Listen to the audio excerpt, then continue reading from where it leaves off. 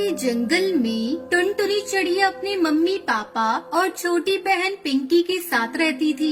गर्मी की छुट्टियां चल रही थी, इसलिए पूरा परिवार छुट्टियां मनाने जा रहा था। लेकिन एक हादसे ने दोनों बहनों को अनाथ बना दिया। अचानक से तीन ट्रेन एक दूसरे से टकरा जाती है, जिसमें कई मासूम पक्षियों की जान चली जाती है। दीदी, मम्मी पापा कहाँ हैं? दीदी, ये सब क्या हो गया? काश मैंने घूमने की जिद नहीं की होती। मम्मी पापा कहाँ हो? दोनों बहनें अपने मम्मी पापा को ढूंढ रही थी, पर उनका कोई अता पता नहीं था। पिंकी, ऐसा लगता है हमारे मम्मी पापा इस हादसे में मारे गए। तब तक आप लोग कमेंट पे बताएं 100 into 10 कितने होते हैं। ट्रेन की पटरी पे चारों तरफ पक्षियों की लाशें पड़ी हुई थी और चारों तरफ चीख पुकार मची हुई थी। पिंकी, चल अब हम दोनों घर चलते हैं। यहाँ रहने का कोई फायदा नहीं। मैंने मम्मी पापा को कई जगह ढूंढा, लेकिन वो कहीं नहीं मिले। भूखी प्यासी रोती हुई दोनों बहनें अपने घर पहुंचती हैं। इस तरह कई दिन गुजर गए। दोनों बहनें भूखी थी। टुनटुनी दीदी, बहुत जोरों से भूख लगी है। मुझे भी भूख लगी है पिंकी। चल दोनों खाना तलाश करने चलते हैं। वो दोनों भोजन की तलाश में जाती हैं। तभी रास्ते में उन्हें एक पक्षी केले बेचते हुए नजर आता है।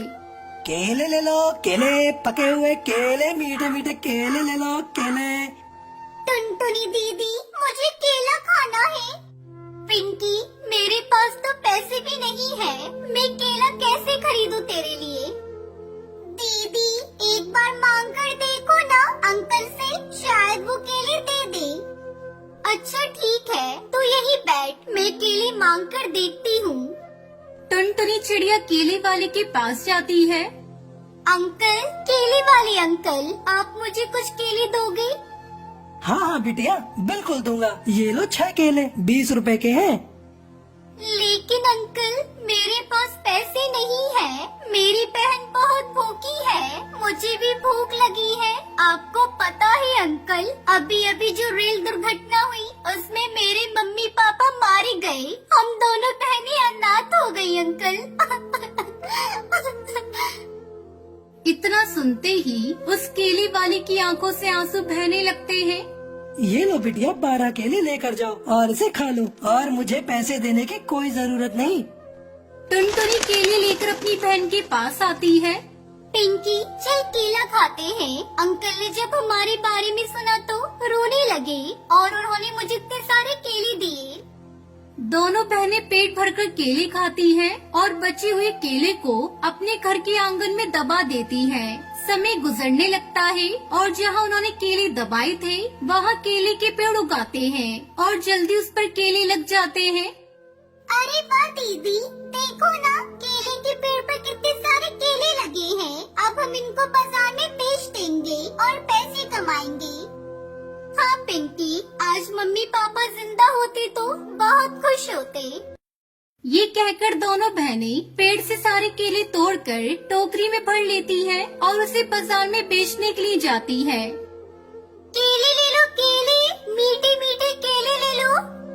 टुनटुनी की आवाज सुनकर सारे पक्षी उससे केले खरीद लेते हैं। केले बेचकर दोनों बहनों के पास बहुत सारे पैसे हो जाते हैं। फिर दोनों बहनें केले की खेती करने लगती हैं और खुशी खुशी रहने लगती हैं। ये सब क्या हो गया जी? कुछ नहीं बचा, ना खेत बची ना घर। अब हम क्या करेंगे जी? पता नहीं टुनटुनी, हमारी किस्मत में क्या लिखा है। खेत में फसल का एक दाना नहीं बचा, घर में रखी सारी उपज और बीज भी बह गए। पता नहीं अब कैसे गुजारा होगा हमारा। केरला के जंगल के हर घर की फिलहाल यही कहानी थी। 4 दिन से तेज तूफान ने सब कुछ बर्बाद कर दिया। पूरे इलाके में बाढ़ आई थी। कालू कौवे के खेत में हर तरफ तबाही का मंजर था। किसी को कुछ समझ में नहीं आ रहा था कि वो क्या खाएंगे और कैसे जिएंगे।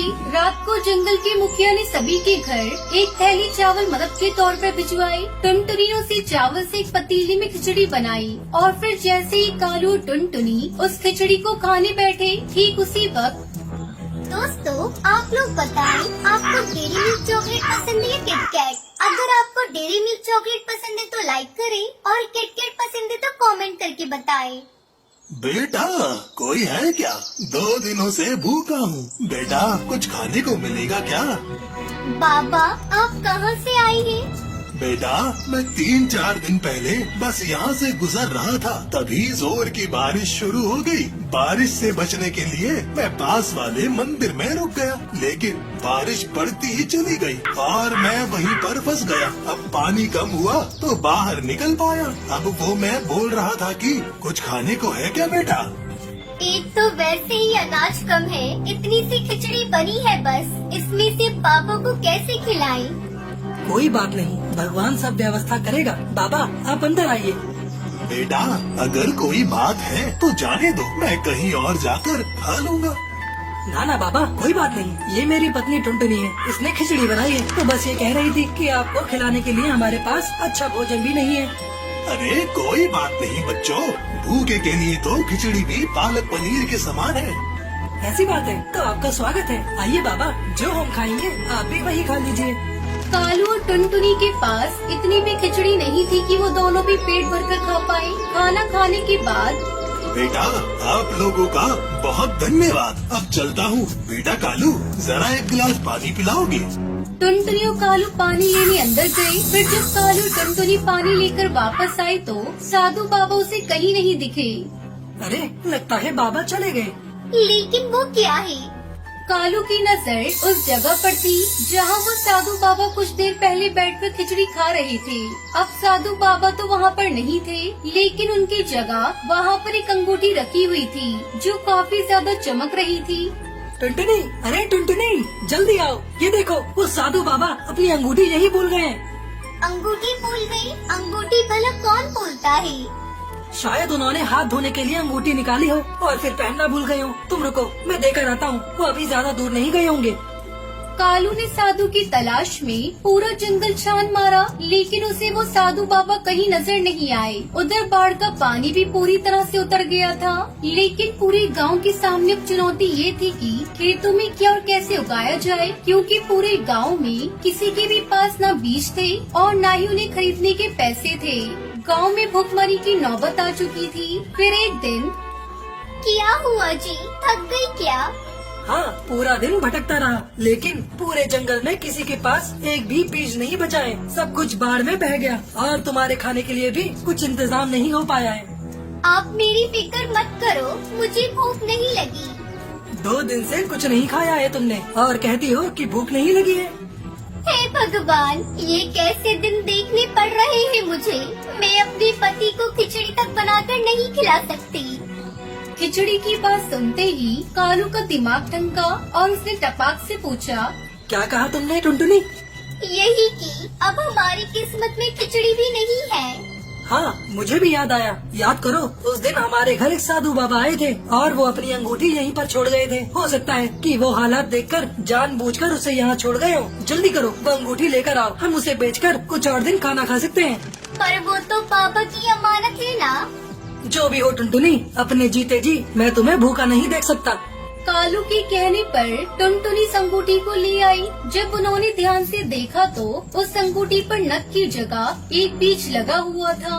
असल में वो जादुई फल का बीज था, जिसे कालू ने बड़े ध्यान से अंगूठी से अलग किया। पर कोई अपनी अंगूठी में नख की जगह फल का बीज क्यों लगाकर घूमेगा?